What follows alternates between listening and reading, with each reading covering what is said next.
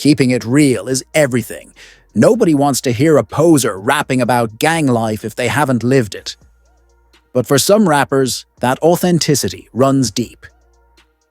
50 Cent famously survived being shot 9 times in a gang hit, defying the odds to turn his life around.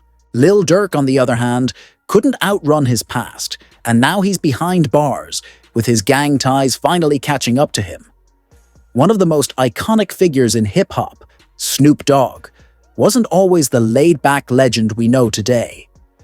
Growing up in a gang-heavy environment, he became a member of the Rollin' 20s Crips. But life in the streets was anything but glamorous. Snoop has spoken about the brutal cycle of violence fueled by drugs, guns, and territorial wars. In 1993, that danger nearly ended his career when he was charged as an accessory to murder.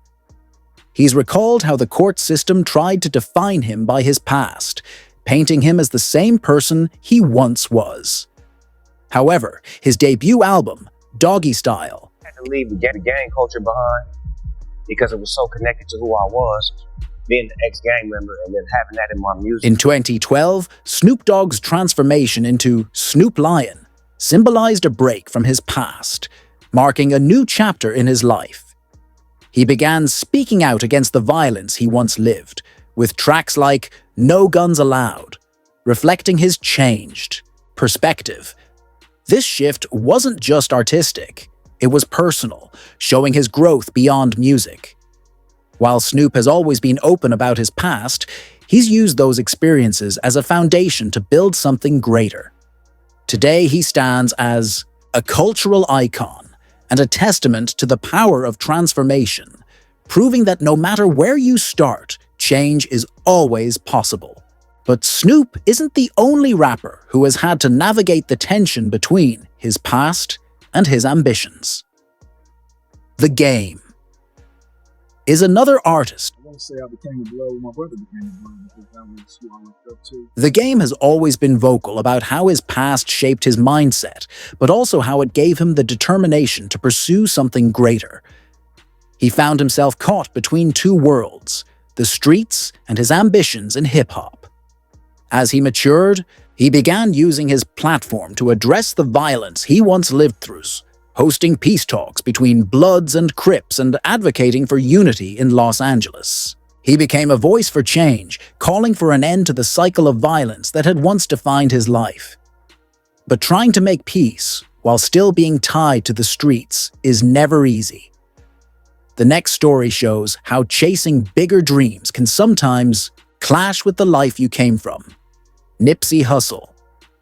Before he became a celebrated rapper, entrepreneur, and community leader, Nipsey Hussle was a member of the Rollin' 60s Crips, one of LA's most notorious gangs. For Nipsey, the Rollin' 60s were more than just a gang. They were family, protection, and a means of survival. Yet even while navigating the streets, his mind was always on something bigger. He refused to be another statistic, fueled by ambition and a vision that set him apart. Nipsey used his experiences to power his music. Tracks like Hustle in the House reflected his roots, but they also hinted at his desire to rise above it all. As his career took off, he wore his past like a badge of authenticity, proof that he had lived the life he rapped about. But even as he transitioned into an entrepreneur and activist, the system never fully let go of him. To the authorities, he was still a Rollin' 60, no matter how much good he did for his community. Determined to change the narrative, Nipsey used his platform to uplift South LA. He created businesses, provided opportunities, and preached ownership to a community that had long been denied it. Lil Wayne. While Nipsey worked to change the perception of his past, the next rapper embraced his street ties, turning them into a defining part of his image. Lil Wayne has long been a symbol of hip-hop's unapologetic swagger and lyrical genius. But before the platinum plaques, record-breaking mixtapes, and iconic albums, his life was deeply tied to the streets, where gang culture was as much about survival as it was identity. Growing up in the Holly Grove neighborhood of New Orleans, Wayne felt the pull of street life early on. His affiliation with the Bloods has been a subject of both admiration and controversy throughout his career. He's never been shy about representing, throwing up gang signs in videos, rocking the red bandana, and shouting out the Bloods in his music. He's even openly claimed his gang ties in interviews, calling himself a gangbanger with pride. For Wayne, the red flag wasn't just a symbol, it was a way to stay connected to the streets that shaped him, a badge of honor in the rap game. Even as his fame skyrocketed, Lil Wayne has admitted that his understanding of gang life was shaped more by proximity than deep personal involvement. In a 2009 documentary, he acknowledged that since he wasn't from LA, he didn't know much about the Bloods and Crips, only that it wasn't a good thing. Yet as his career progressed, his Bloods affiliation became a recurring theme in his music, reinforcing his image as a rapper who, at least on the surface, lived the life he described in his rhymes. Wayne's connection to gang culture is complex, shaped by both inspiration and hardship. Raised in a neighborhood where violence and drugs were everywhere, he looked up to his stepfather, Rabbit, a street hustler, who became his first real role model. Tragically, Rabbit was killed when Wayne was just 14, a loss that deeply impacted him and further tied him to the streets. For Wayne, gang culture wasn't just about affiliation.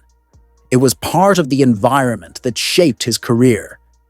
His lyrics often reflect the struggles and dangers of street life, even if his direct involvement wasn't as deep as some might assume. But for this next rapper, the streets weren't just an influence.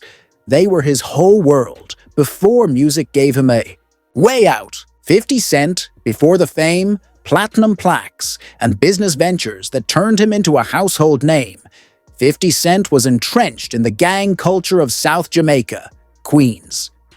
His connection to the streets started early. After losing his mother, at just 8 years old, he grew up in an environment where survival came at a cost. By the age of 12, he was fully immersed in the crack epidemic of the 1980s, selling drugs and building a reputation as both a businessman and someone not to be crossed. As a young hustler, Curtis Jackson navigated the dangers of the drug game. Rivalries, violence, and loss were part of his daily life. Yet even in the chaos, he had bigger dreams.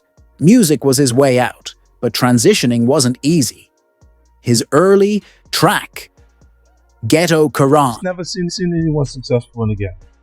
Ever. In the history of gangs, I haven't seen success. As his career soared, 50 Cent transitioned from the block to the boardroom, building an empire that extended far beyond rap. But before him, another artist had already laid the blueprint for turning street hustle into hip-hop legacy, Eazy-E. Eazy-E. The godfather of gangsta rap, Eazy-E lived the streets of Compton in full color.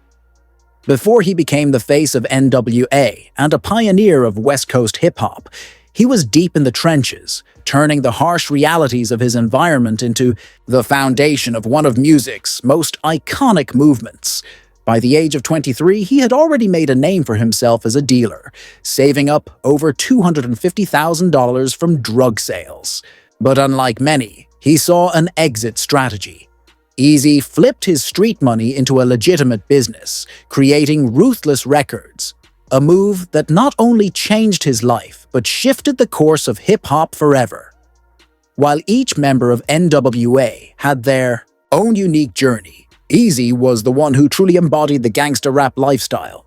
He rolled through Compton in real 64 Impalas, hustled to survive, and transformed his experiences into anthems that resonated far beyond the streets. What set Eazy apart was his ability to blend the streets with strategy. When the FBI sent a cease and desist letter over N.W.A.'s controversial track, Fee, the police, he didn't see it as a threat. He saw it as free publicity. That letter became a badge of honor, fueling album sales and solidifying N.W.A. as cultural icons. His unmistakable persona, complete with jerry curls, lock sunglasses, and a mischievous grin, became the face of Compton, gangsta rap, and a movement that refused to be silenced. Decades later, another young hustler would rise from the struggles of his environment, carving out a name for himself in Brooklyn's drill scene: Pop Smoke. Growing up in the gritty streets of Canarsie, Brooklyn, Pop Smoke wasn't handed much. With a Jamaican mother and Panamanian father, his upbringing was anything but easy. From a young age, he was exposed to the harsh realities of his surroundings.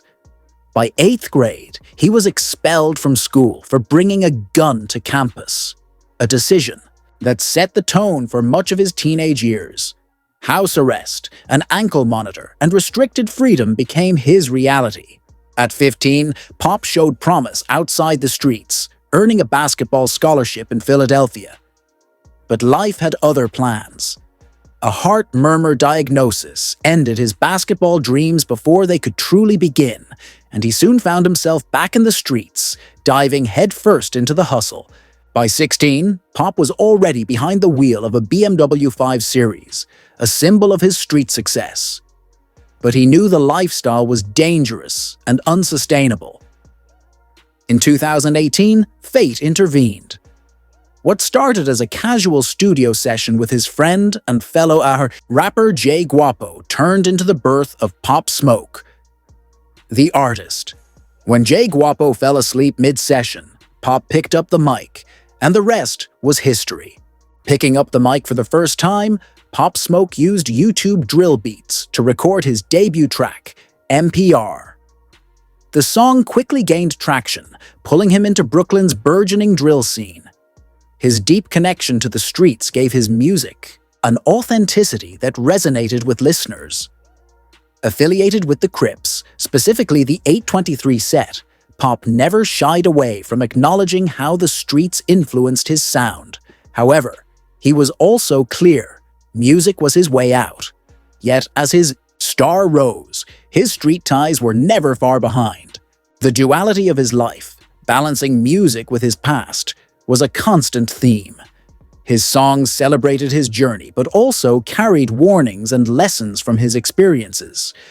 But for the next rapper, life wasn't just about making music. It was about survival, where every day was a battle to make it out alive. 21, Savage born in London. 21 Savage moved to Atlanta with his mother at the age of 7. Life in the city wasn't easy. By 13, he had already gravitated toward the streets, joining the 2100 gang in Decatur, Georgia. The streets shaped him in every way. He dropped out of high school early, falling deeper into the hustle, selling drugs, pulling robberies, and surviving shootouts. For him, it wasn't about status. It was about survival in a city where opportunities for kids like him were scarce. His music would later serve as an outlet to share these stories.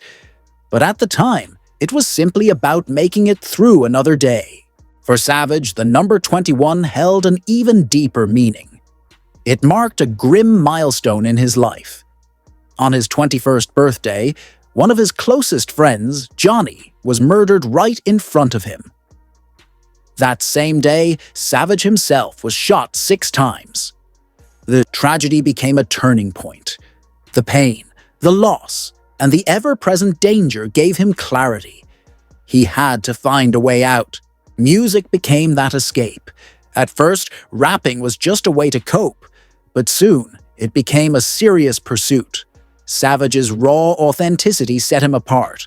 His voice carried the weight of someone who had truly lived the life he rapped about. Even as his fame grew, he remained connected to his roots. The losses he endured never left him, and he transformed that pain into purpose. In 2019, he launched the 21 Savage Bank Account campaign, named after his hit single, Bank Account. The initiative focuses on teaching financial literacy to teens and kids, especially those from neighborhoods like the one he came from. But not every artist openly addresses their past. For the next rapper,